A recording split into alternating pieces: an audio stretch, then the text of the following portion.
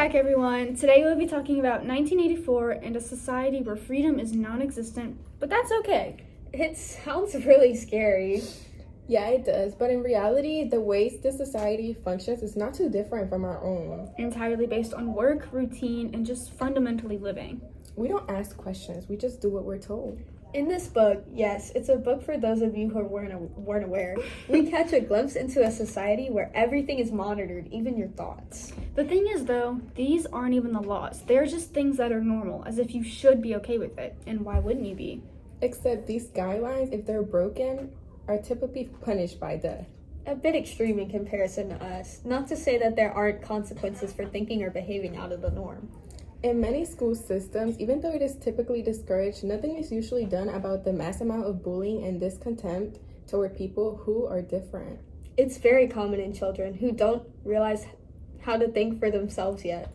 In the book, children are usually regarded as the most horrible in the fictional world. They're cruel, violent, and value the validation of their government over anything else.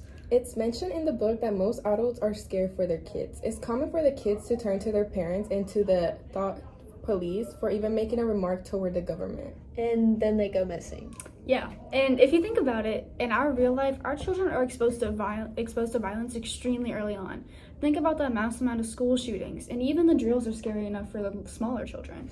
Right? There are scenes in this book where a bomb will drop just outside one's window, and it's completely normal. Right, and that's only one of the prominent aspects of this fictional life. Let's talk about the overwhelming amount of surveillance now. Have you ever had a conversation with someone while your phone or a device of yours was in the room and then later saw an advertisement relating to what you were talking about? Yes. One time I wanted to buy these cow slippers and I was talking to my mom about it, and suddenly when I opened my phone, there was an advertising for cow slippers. That's just crazy. But it's not really something we can prove. That our devices are listening to us? Well, yeah, but we do know many devices take data on our shopping habits, messages, and location. It's illegal, though, for those companies to get data.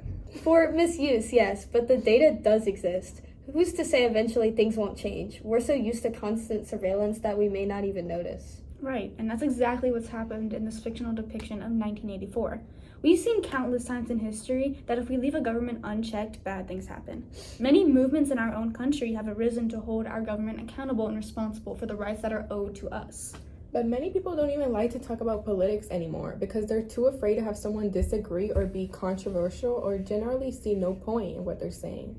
So we can agree that a takeaway from this book we can bring into our real lives is to stay active in political arguments. We can't settle with our rights being taken away, and you know they want to. They overturned Roe v. Wade not even a full 2 years ago. Right. Well, although we could talk about the things this book advises us to do for ourselves in real life for way longer, we should probably begin to wrap this up. So, the main takeaways from today's podcast. Do not normalize the violence and the suffering you see nearly daily. Do not submit to a life where autonomy becomes a foreign concept. This is our government, run by the people. Don't let things escape our hands. Don't just accept things. Right. Okay, bye everyone. Bye. We're gonna have we have 3 more episodes. Join us for the next one tomorrow.